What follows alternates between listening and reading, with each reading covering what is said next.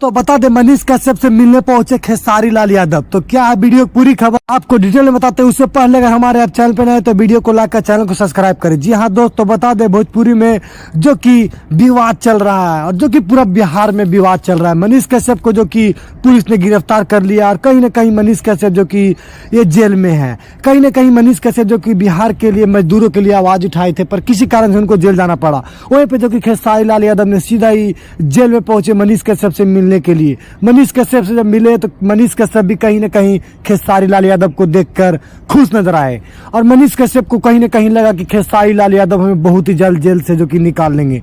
जबकि भोजपुरी का एक से एक कलाकार जो कि मनीष कश्यप के सपोर्ट में और बिहार के आदमी एक से एक जो कि सपोर्ट में आ रहे हैं। जबकि मनीष कश्यप का कोई गलती नहीं था, जबकि किसी कारण से जो कि फंसा कर जेल में इनको डाल दिया गया है। पर ये सच्चाई की हमेशा जीत होती है। खेसारी लाल यादव बताया है कि बहुत ही जल्द जो कि हमने मनीष कश्यप को जो कि न्याय दिलाएंगे और फिर से जो कि बिहार में इनको लाएंगे और ये जो कि अच्छाइयों के लिए काम करते हैं।